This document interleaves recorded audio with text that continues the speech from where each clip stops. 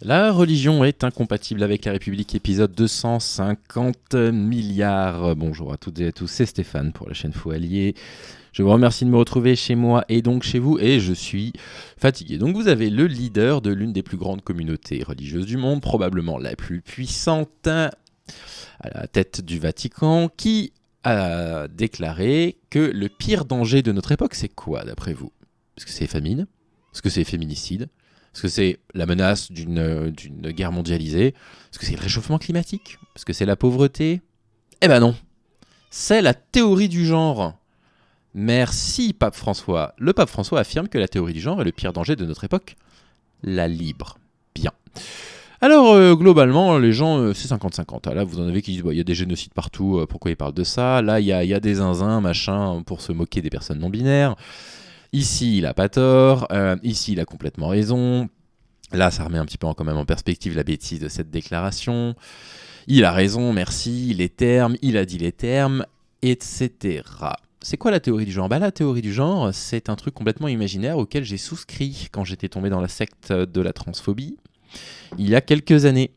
On parle de gender studies, et on parle de gender studies pour une bonne raison. On parle de gender studies, non pas de théorie du genre. Parce qu'il n'y a pas de théorie du genre, ça ne veut rien dire. Mais en revanche, les gender studies, ça veut dire quelque chose.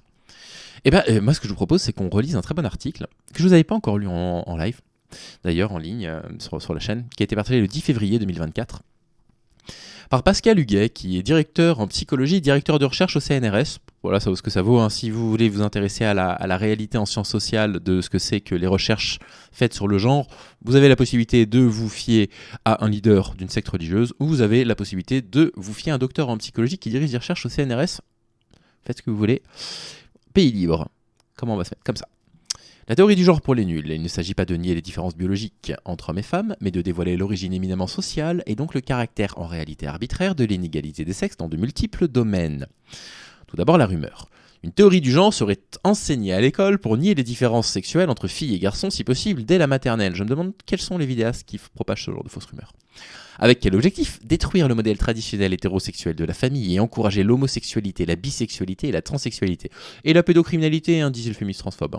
Elle dit ça aussi, parce que c'est des pédocriminels, les trans, d'après elle. D'où un appel à boycotter les salles de classe relayées par SMS et sur les réseaux sociaux. Facile aujourd'hui de savoir que cet appel et cette rumeur proviennent de personnes proches de l'extrême droite. C'est moi qui l'ai dit, c'est sur le Huffington Post. Mais rien n'y fera, les rumeurs ont la peau dure à défaut d'être fondées. Même à l'heure de la société de l'information, il demeure difficile de s'en débarrasser. Au contraire, les rumeurs se propagent désormais sans aucune limite physique grâce aux nouvelles technologies de l'information et de la communication. D'où parfois leur nature explosive. D'un jour à l'autre, la rumeur surgit et occupe les esprits. Et plus elle gagne du terrain, plus elle peut donner l'illusion de l'objectivité. Intéressant. Vox Populi, Vox Dei.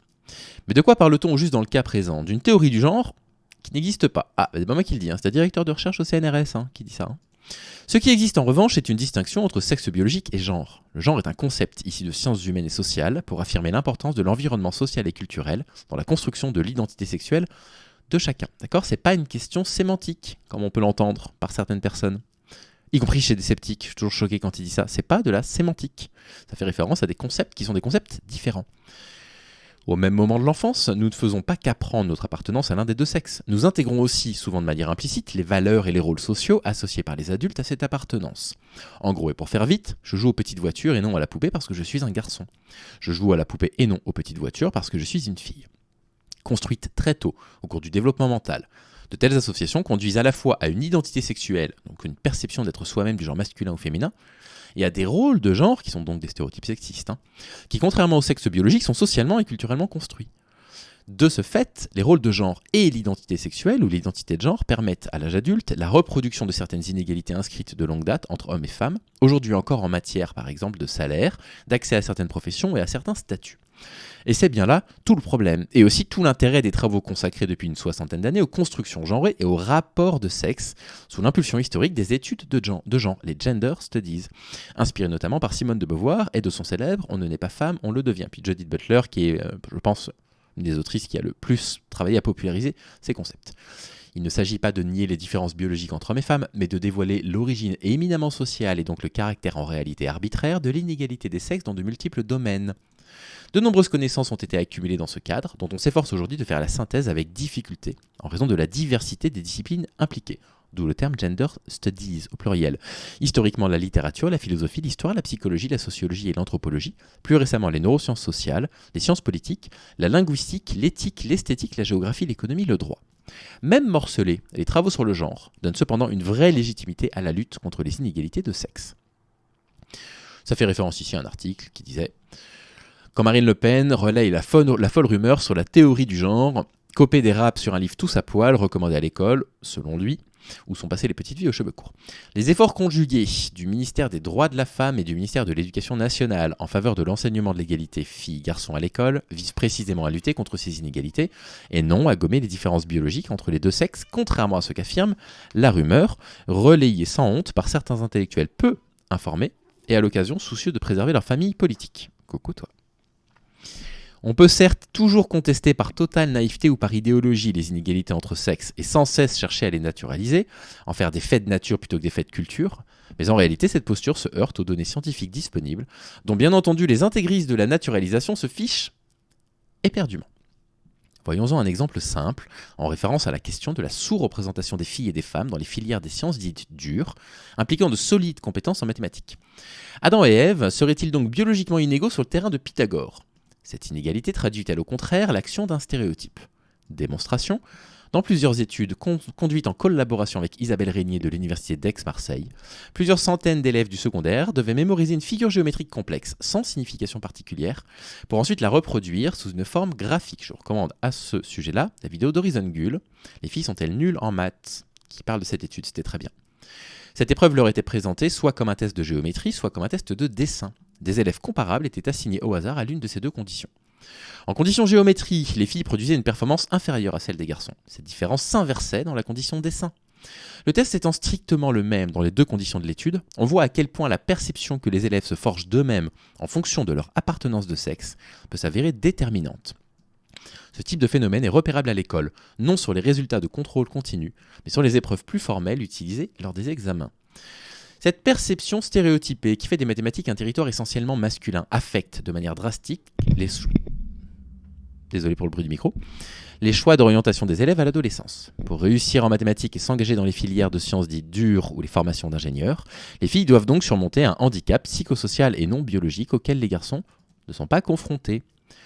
Comme le montre une étude récente du centre Hubertine Auclair. Alors si vous ne connaissez pas Hubertine Auclair, il faudrait que je lui consacre un épisode un jour, très grande figure.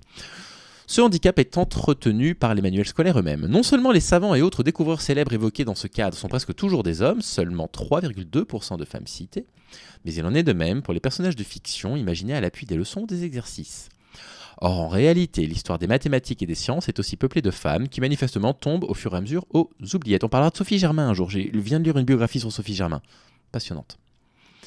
En outre, lorsque des femmes sont citées, elles le sont souvent en référence à une figure masculine telle Marie Curie, toujours associée à Pierre Curie pour leur prix Nobel de physique partagé avec Antoine-Henri Becquerel, alors qu'elle est seule lauréate d'un second prix Nobel, celui de chimie. N'attendons pas davantage pour introduire véritablement les femmes de science dans les manuels scolaires. Leur absence contribue assurément à renforcer le stéréotype d'une infériorité intrinsèque des filles et des femmes s'agissant de la pensée logico-mathématique et plus généralement de la pensée scientifique. Aussi ne faut-il pas s'étonner de leur désaffection pour les filières scientifiques et techniques à l'adolescence, alors même que tous les indicateurs de la performance scolaire montrent que le vivier est disponible. Quel gâchis et quel coût économique pour notre société, à l'aube du 3e millénaire. Il est bien temps en effet de se préoccuper des stéréotypes de genre comme le font, depuis longtemps et avec efficacité, la mission pour la place des femmes, la MPDF que je ne connais pas au CNRS et des associations telles que Femmes et Mathématiques ou Femmes Ingénieurs. Petit test en guise de conclusion. En dehors de Marie Curie, des noms de grandes scientifiques vous viennent-elles facilement à l'esprit ? Et Mozart, saviez-vous qu'il avait une sœur, Maria Anna Walburga Ignacia Nannerl, de son petit nom ? Comme lui, jugé prodige, mais en effet vite relégué au second plan. Ainsi, la lutte contre les stéréotypes de genre est-elle légitime, n'en déplaise aux quelques pourfendeurs d'une théorie du genre, certes imaginaire, mais visiblement utile pour la reprise des hostilités après l'essoufflement des manifestations contre le mariage pour tous. Bien, moi je propose qu'on fasse du Vatican une grande maison de retraite, dans lesquelles ces personnages puissent couler des fins de vie heureuses et qu'on leur retire leur pouvoir politique. Parce que décidément, quand on donne du pouvoir politique aux religions, ça donne des déclarations complètement aberrantes qui vont se retourner contre les personnes trans, contre les personnes non-binaires et contre les chercheurs et les chercheuses des gender studies. C'est pathétique. C'est tout ce que j'avais à vous dire pour aujourd'hui. prenez soin de vous, passez un très beau dimanche. J'espère que vous allez bien et je vous dis à très vite. Salut.